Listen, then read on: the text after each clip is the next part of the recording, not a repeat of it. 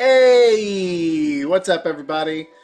Let me just make sure this background music is down. Okay, cool. Hey, everybody! Thank you so much for holding on for us. We were catching up over "I Think You Should Leave" before we came on, and we got delayed. It's a cultural phenomenon.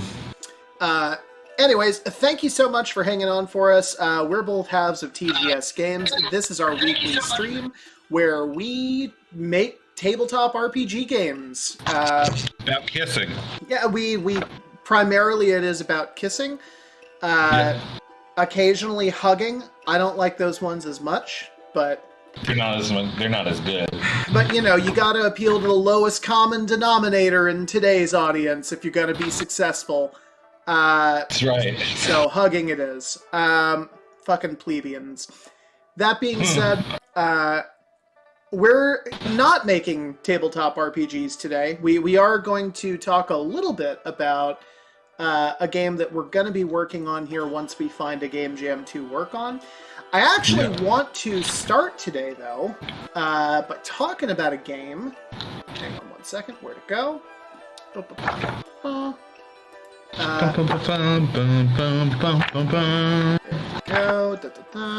Okay, cool. By talking about a game that we just recently published. So if you've been following the stream, you know we've been working on God and a Corpse for the last 2 months since the start of May. It's been a wild process that actually has been pretty incredible by both our accounts. If you're not familiar with God and a Corpse, this is a small 20-page RPG we made for Pocket Quest 2023's annual Game Design Jam. It's a game all about AI and the collapse of civilization, and it's got meat puppets. It's got meat puppets in it. You get to control a meat puppet by controlling the suit that it wears, by the band. It's got the meat puppets in it. If you play the meat puppets while you play it, then that is technically true. But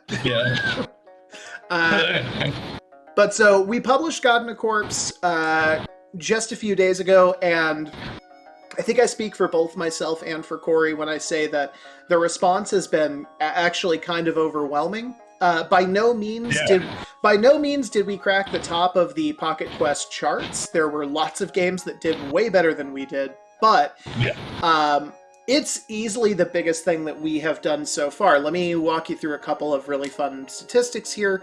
So far, 663 downloads of the game, which is mind-blowing. We have roughly another 50 potential pending purchases that are left to go. We've gotten 2 reviews, we've gotten several comments.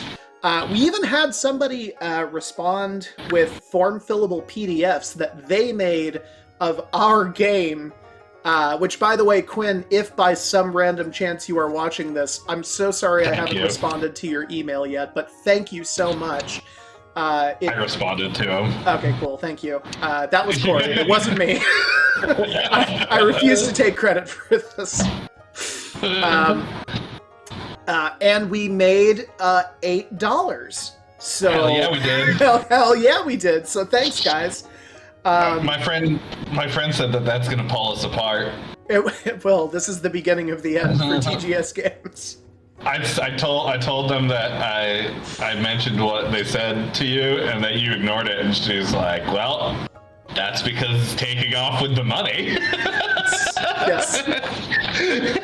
It's already been downloaded into my account. Real talk, Mai Tais. A singular Mai Tai that I got for cheap. A singular Mai Tai that I got at the cheap bar in town, and I could not afford to leave a tip.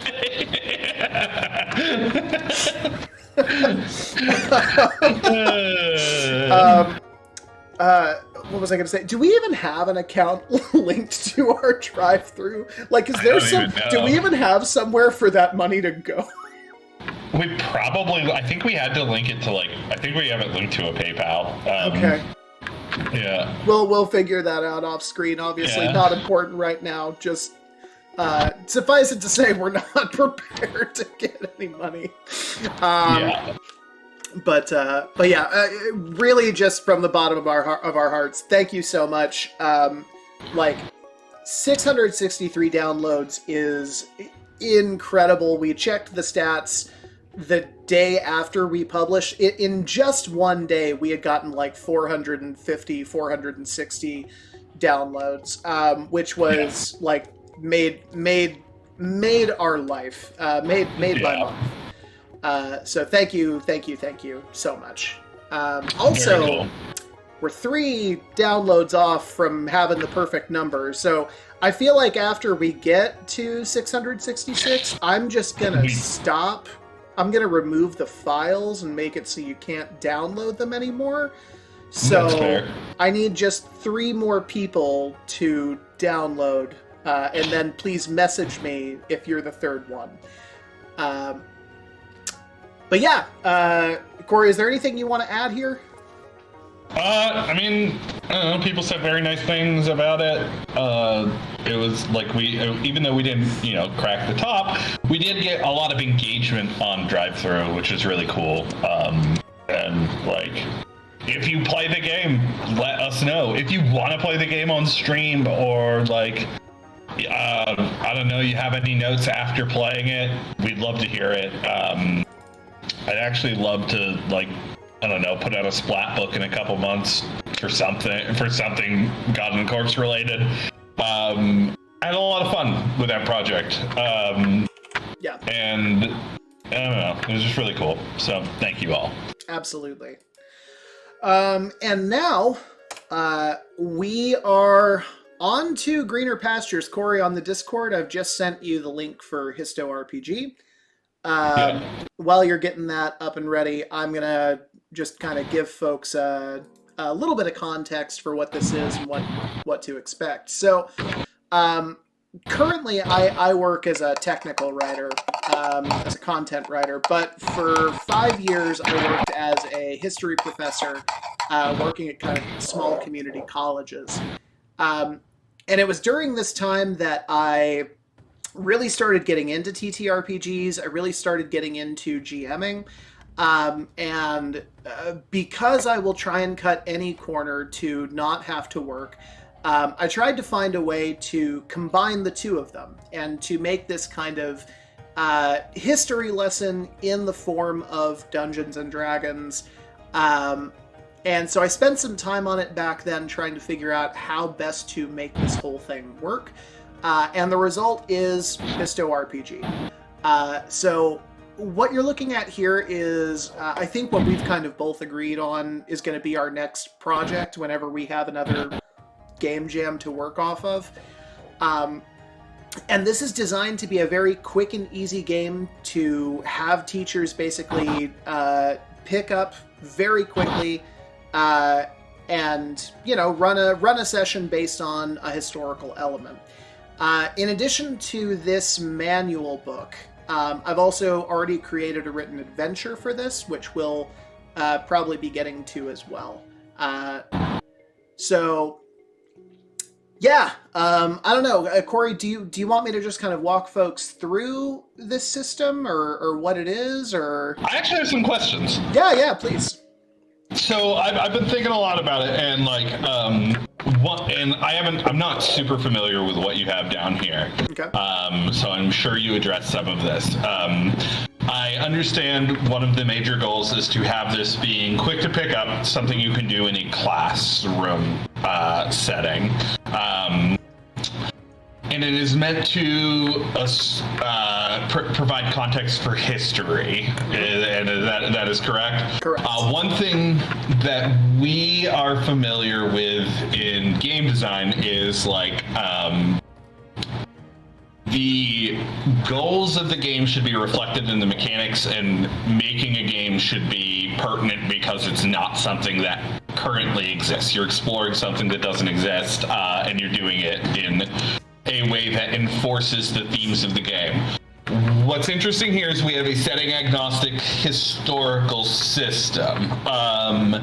So what are the is it slice of life? Is it like how are we? Because one thing we know about setting an agnostic that works, like we both have played Savage Worlds. Savage Worlds works because it tells pulp stories. Yeah. What makes this game tick? Like what is its end goal? What are we trying to do? So, this was actually something that I struggled with a lot because, despite my previous quip about trying to avoid work at all costs, I really did want students to try and take something away from this. So, the way that I had this initially set up, I've only run this a couple of times. We did one centered around the Culver Spy Ring in the American Revolution. We did one based on the Norman invasion of France, and specifically the invasion of Paris. And I did one that was I think my first one was it was a murder mystery set in ancient Greece, that centered around like certain cultural and legal norms that players had to solve in order to really solve the mystery on their own. So that was the whole idea. Was that the adventures are designed around either a time frame that you want people to learn a little bit more about, or they're centered around a specific aspect of a historical culture that you want people to learn about. So I'll give you an example. Let me see here. With the American Revolution one, the one that's probably the most developed, the one that I have written stuff for. I really wanted people to understand the difficulty that American colonial forces faced when trying to get information from one point to the next. I wanted them to understand how conflicted most colonial towns were about whether or not they even wanted to join the American Revolution, whether they saw the American Revolution as a good thing. I wanted them to understand the difficulty of not just having to win battles, but also the difficulty of having to win over the minds of just everyday colonists who were not involved in the battles themselves, but nonetheless needed to see these colonial forces as in the right, and supportive of those. So that was... Sorry, I feel like I lost your question here. Like, as far as like how the mechanics back that up, was that the question? So I'm trying to figure out like what is the narrow cast of what we're attempting to do with this game that we can't do by picking up GURPS or something like some other setting agnostic game. And like what I have so far is it is education focused. Like these are things that I'm running in my head. I know that this is education focused and it needs to be quick to pick up. Which I do have some. Go on. I was going to say, which to answer your previous question, that's why we can't use GURPS. Because although they have a ton of historical stuff, GURPS has done this very well. As a matter of fact, when I was researching a lot of these things, I actually used the GURPS, the historical narrative stuff. They do that incredibly well. Like, they've got sections on, like, what did bathrooms look like in France in the 1600s? You know, like, stuff that would be much more difficult to find in regular academic material. But the mechanics of them were so heavy that it made it a little more inaccessible. So, and like, you know, like if we're doing a rules light thing, why am I not picking up like a narrowcast like powered by the apocalypse game? And these are questions I'm asking just to make sure that we have like a defined focus that we can like really grip into. Because like what jumps out to me is that if we're doing an education focused game, I think that you're right on in like talking about, I think like making adventures based off of elements like the Culver Spy Ring. That is a lot more, I think a lot more like driven, something that we can drive for, make splat books for, whatever, than doing like a general cultural splat book. But far away from that point, like what jumps out to me is like if it's education based, then we should have mechanics that back up like like lore dumps, exposition, right? Like you're trying to delineate this information. So if we had like context roles or roles about cultures, so that instead of like having like a session about like Greek culture, because then I think we need to decide, are we doing slice of life game or are we doing an adventure game? Right. And like if we had like culture roles where you learn about the culture that you're going in by interacting with it, maybe that's the way to go. But I mean, again, I haven't read this. I don't know where you're at with it. I just want to know like what is our driving force? Like what's our elevator pitch? What makes this game stand out as an educational game, that like tool set that we can use and that stands out from other games? So as far as how it stands out from other games, I don't have a great answer for you. If I'm being 100% honest, I mean, I can say things like, if it was clear to me that a student was acting based on, information we had covered in a lecture or something like that, then I would give them advantage. But the truth is, that's not in the mechanics here. Maybe it should be. Right. I can tell you that one of the biggest things, and I actually do have this in the section titled "How is a TTRPG different from a regular classroom activity?" It's in the autonomy of the student. It is in the ability of the student to not listen to a lecture, but to direct a lesson themselves. To say, you know what?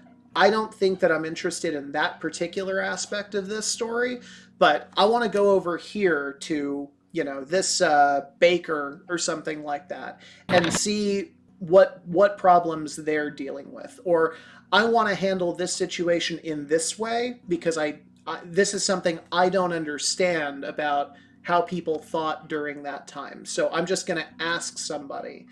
And the truth is, and there's a fine line to walk here, because this is it's a technique that's been used by teachers in generations previous to this, right? Where they will assume the role of somebody from that time frame and then let students ask them questions. I don't want it to necessarily be quite as singular as that experience. I want to try and give them the opportunity to understand that history is... people in history are a lot like people now. If you ask 10 people now the same question, you'll get 10 different answers. If you ask the 10 people back then the same question, you would also get 10 different answers. So it is all about creating this...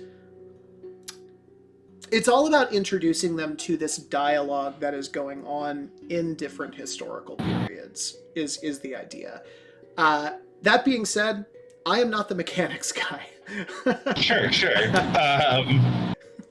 All right, cool. So like, we know, like, we have a general idea of like the pedagogical, is it pedagogical or pedagogical? I think it's pedagogical.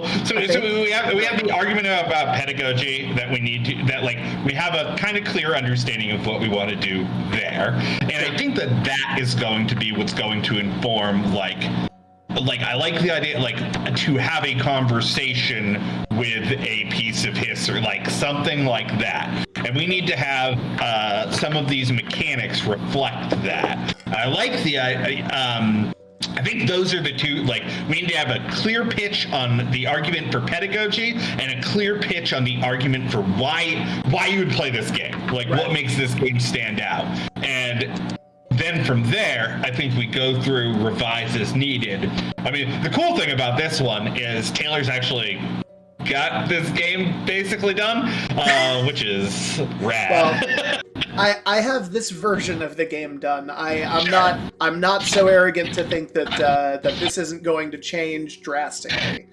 But I mean, we have somewhere to start from. We do, yeah. Which is great. Yeah. No, and on that note, I'll walk folks through kind of the basic mechanics, just to give you kind of a sense of what we're dealing with here. So, basic mechanic, this is essentially I mashed the only two tabletop games that I had played at the time together, which was D&D 5e and Powered by the Apocalypse. So, basic idea here, you're rolling a d20, you're adding the modifier on your character sheet. Whereas in D20, or in Dungeons & Dragons, you're rolling to hit like a certain DC, like you're trying to hit a 17. In this case, you're always trying to hit, at the very least, an 11 or up. And I have it, it's under the how to play thing. I actually made like a little diagram for it. So a 20 plus is a critical success. Critical success means that the player, not the GM, determines the outcome of the roll. Excuse me. 16 to 19 is a success. GM narrates, basically. Player succeeds at what they're trying to do. GM narrates. 11 to 15 is a partial success. Player succeeds at what they're trying to do, but there's a complication. 6 to 10 is a partial failure. Player fails at what they're trying to do, but they get an opportunity. 2 to 5 is a failure. Player fails at their action, and a critical failure is a 1.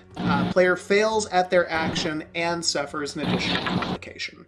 So, fairly straightforward if you've played these games before. I worry it's too many delineations, but one of the things that I really loved about PBTA was this idea of like a partial success, which most of the Powered by the Apocalypse things work off of. And whereas Corey has a soft spot for D12s, I actually really enjoy D20s, and so I wanted to find a way to make that work in the game. And so this was my solution. And I think it's a smart move, like, because you're likely going to be playing this game with people who aren't as familiar with tabletop gaming. One thing that sticks out to people who aren't as familiar with tabletop gaming is the D20. Like, most people are familiar with the D20 for that reason. I think it's a real smart move. It's a simple die. A lot of people understand it. A lot of people liked it.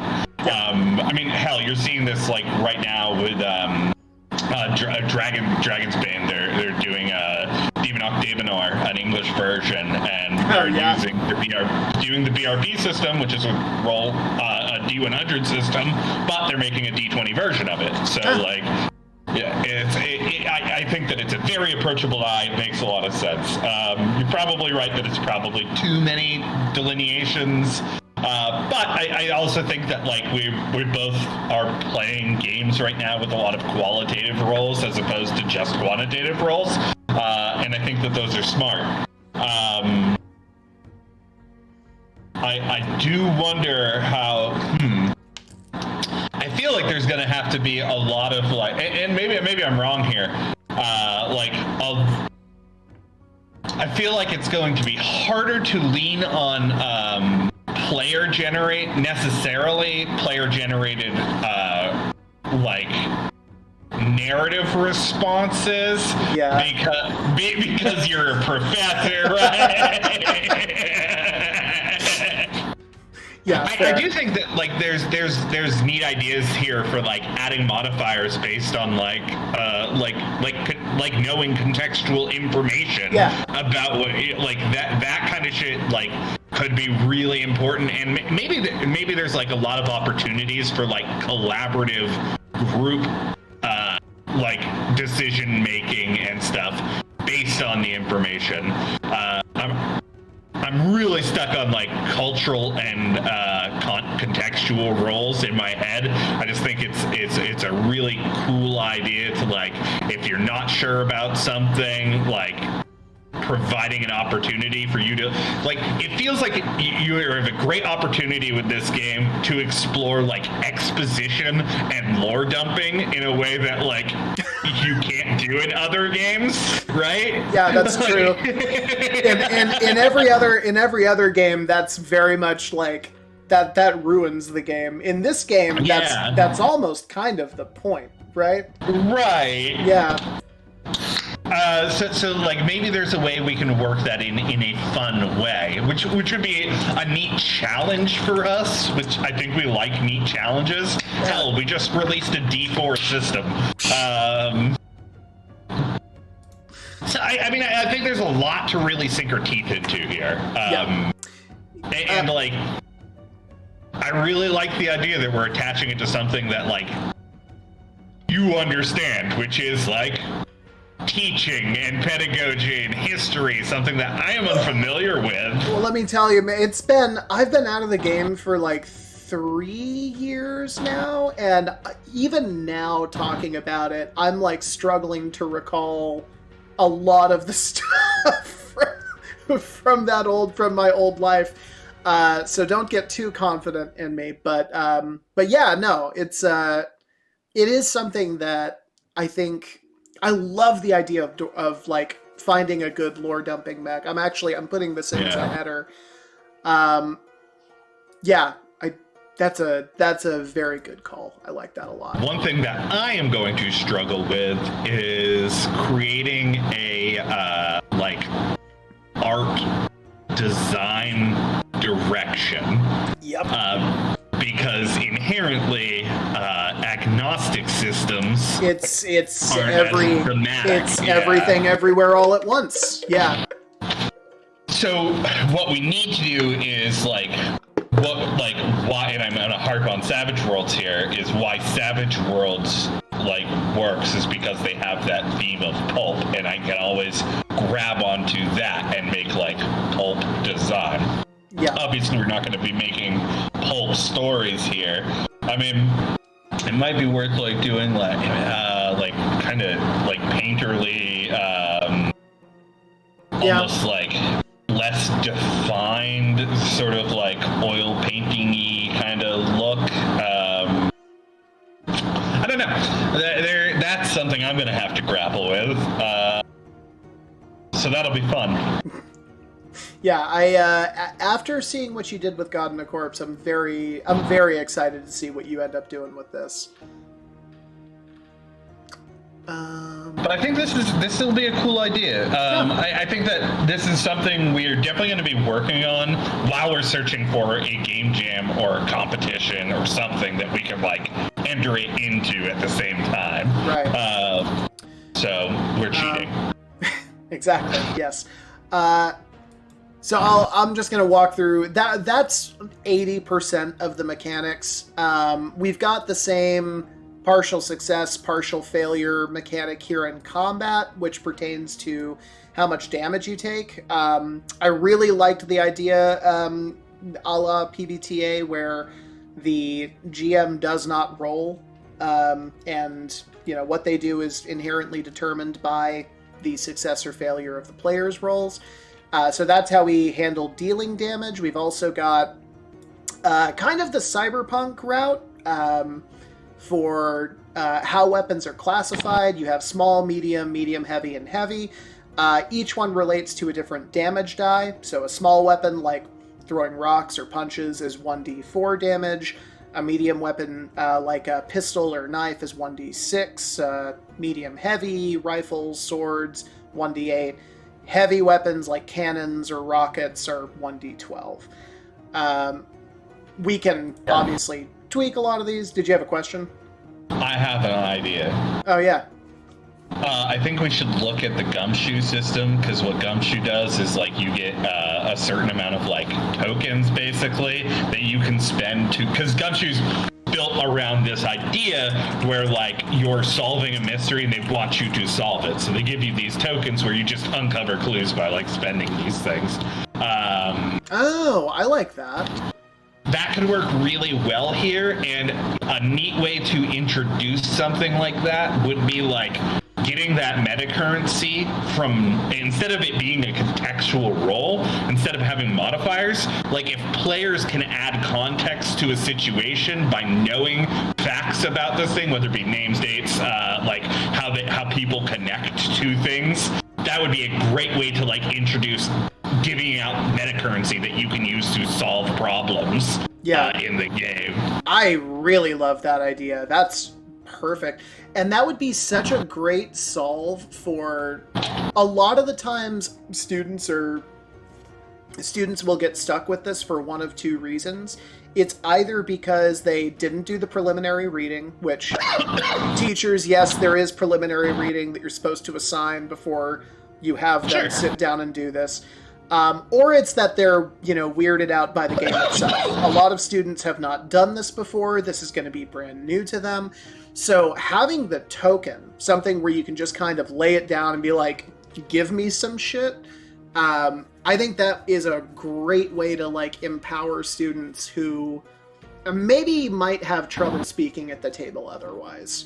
Very, very good. Very good. Something like context stones or something like that. Good name for a meta currency. And a really cool thing here too is like you don't have to assign it as a reading. What you do is you call it a setting primer, and you give it to students, and you're like, "Hey, we're going to play this game. Please read this beforehand." And it's a setting primer for the game, so I just want you guys to understand like what we're doing. Great.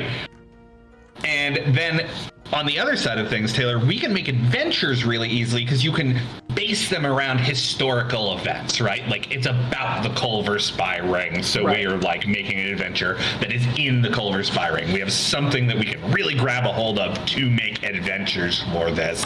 And then you can assign reading through setting primers. Everyone's happy. Exactly. Yeah, there's a lot we can do here. There is a ton. Okay, and then finally, character creation is 2 steps.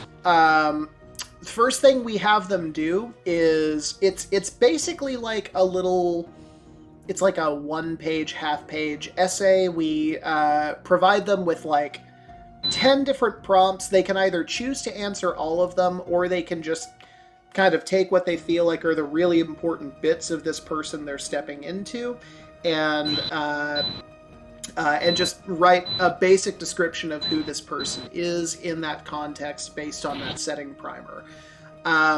The questions here are designed to be big and small, so it's like, what does this person believe? What do they feel about like certain social issues? What do they do for fun? What are their pet peeves? The whole goal here is to wrap their head around the idea that people in history are themselves 3-dimensional.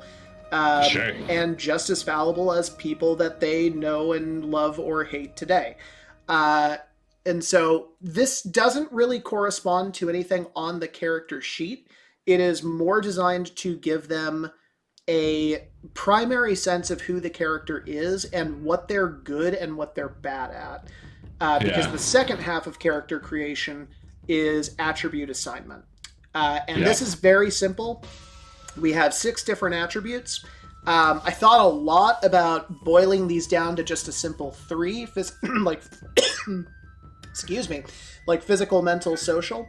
But I stuck with the kind of D&D 6 that I felt like more people were common with. For these, I give you, the game provides 2 different sets of numbers. It's 2 different ranges of numbers, which players just plug into these different attributes. One is meant to provide a little bit more of an even-handed character.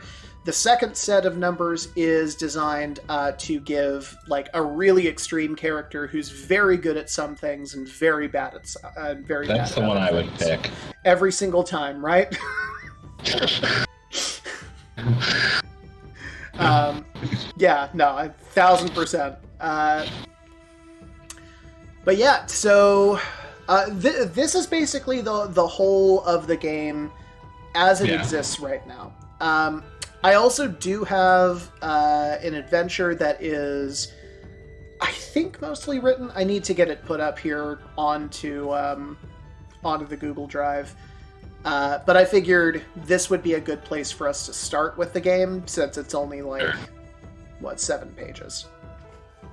I think that, like, one thing that we could definitely do with character creation is I think character creation is going to be modular in that the adventures are going to tie into them. Because these games are meant to be more one-shotty than they are necessarily a continued campaign. Very so much. I think something that you can do here is, like, you define what the party, like, you're defining what the adventure is. So you can, like, either give, like, a couple different group choices, or, like, this is what your group is, determine the dynamic kind of thing. So you're determining the dynamic of the group. And more importantly, I think that, like, factions can play really heavily into this game. That's going to entrench people into the setting, right? Like, each adventure should come with a list of factions, and you, like, tie your character into that, or you, like, and that adds the context of, like, people are three-dimensional. Like, you might fucking roll with these dudes, but, like, you are of these people, kind of thing. Yeah. So, I don't know. I'm excited to do this, man. I really like that.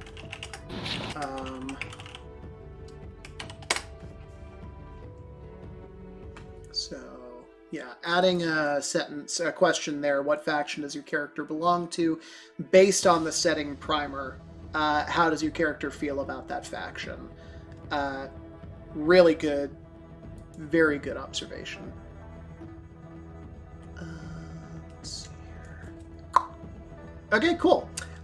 So yeah, we're not going to be doing any more work on this today. No. This initial thing was really just to, first of all, provide Corey with an idea of what we already have and what we're working with, and also to give all of you kind of a sense of what we're doing for the next little bit.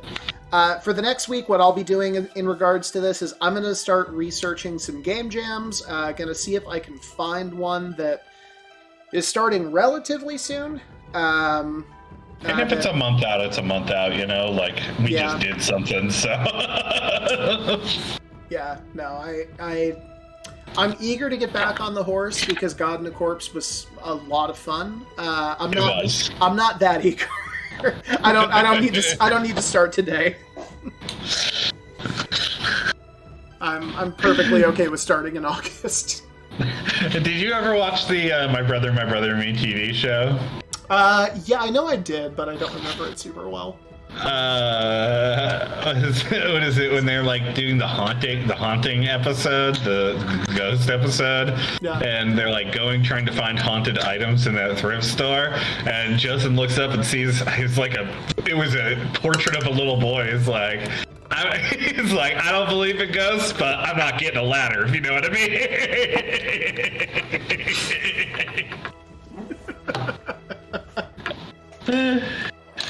So Taylor, tell everyone what we are going to be doing today, and, like, yeah.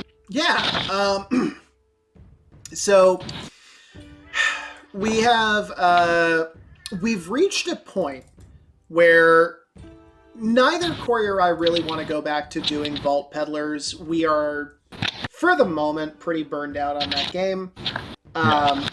We're not ready to start on a new thing yet because we don't have a game jam yet, and one of the things that God in a Corpse taught us is that we really need an external deadline, or we will tweak a project literally forever, and we can't do that. So, in the meantime, we decided we were going to spend some time learning about as many other systems as we possibly could. And so this stream, at least in part, moving forward, is going to focus on existing games. We're going to maybe do some reviews. We're going to maybe, look at, like, different interesting mechanics, maybe compare different systems, or, in the case of today, we're going to make characters. Because a lot of the times character creation is a really interesting process that informs a lot about the game itself. For sure. And we've got a real treat today because we are doing a character creation system that I have been wanting to try for months. We're looking at Traveler today. Traveler 2nd Edition. This is the 2022 update. Traveler, for those who are not familiar, it's a sci-fi kind of exploration game. Which I think it predates Dungeons and Dragons. Does it really? Is it that old? I'm pretty sure it does. I knew it was from the same time frame, but I thought that D&D was the OG. Anyways, I didn't mean to interrupt. Oh, sorry. I thought you were looking it up. Don't worry about it. Traveler is a sci-fi, it's a science fiction role-playing game of the far future. It is a multitude of universes that it seems almost setting agnostic within sci-fi. It's like designed to handle basically any kind of science fiction setting. That's like highly intricate cyberpunk to like huge galactic operas spanning like entire universes where, you know, these giant empires clash and suns explode. The book literally says if you have a favorite science fiction film or TV show, Traveler will be able to replicate it for you, bringing your best loved futuristic moments to your tabletop. It does have a stock setting that is like built into the game. However, the setting is like more drapings than anything else. I know like a lot of people run Traveler just for sci-fi in general. The character creation is there's 1,000 different editions of Traveler, by the way. So I found out. Company, it can be kind of complicated figuring out which one to get. This one seems to be well loved. Traveler is also infamous in that you can die during character creation. Yeah. So I'm just gonna read the first little bit in the book here. Instead of choosing a class and various skills or abilities, in Traveler you start off as a bright-eyed 18-year-old with the whole universe at your feet. You'll then decide what kind of career you might want to pursue, and then watch as your Traveler's life unfolds, very possibly in completely different directions. When you have finished this process, you'll be ready to play Traveler. You'll be ready for play with a Traveler who has a history and a full career, successful or otherwise, behind them. They'll now be ready for the next phase of their life, one full of excitement and adventure.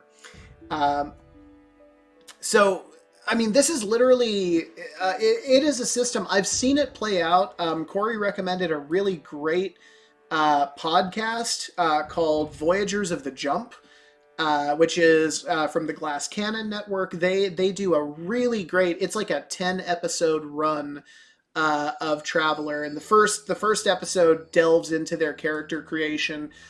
It is insane. You can get like permanently injured. You can become disabled. You can get married and divorced. I mean, it is wild.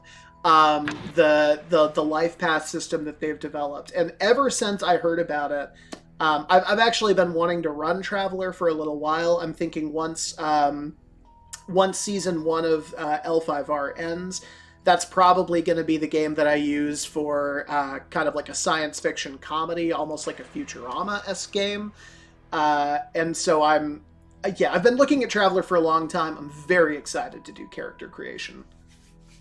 Yeah, one thing I've like heard of Travelers is like instead of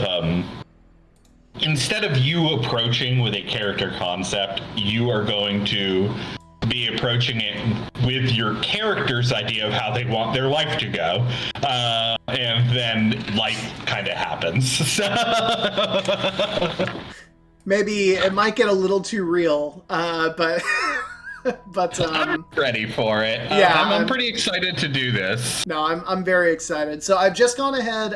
We're doing this in Roll20 just because it's the resource that I have available.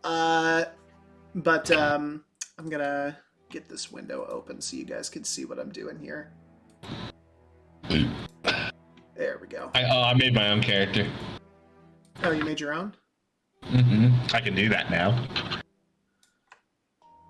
What do you mean now? What did you do?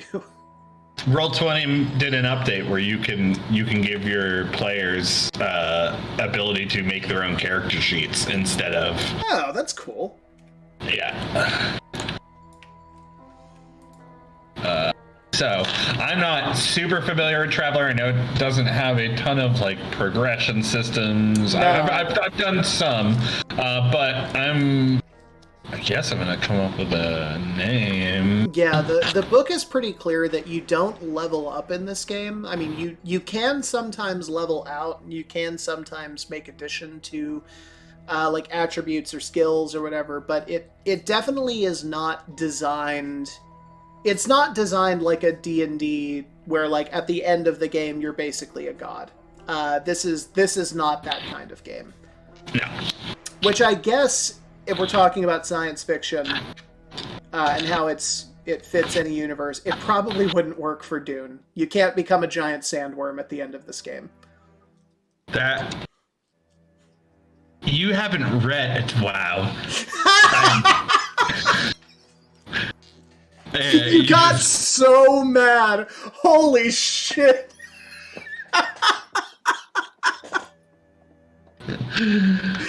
Oh fuck, that was incredible. That was absolutely worth it.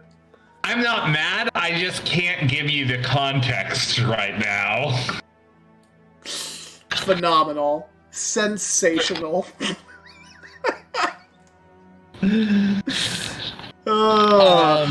So let's start with how character creation works. How do we start this bad boy, Taylor? Where do we start? Creating a traveler.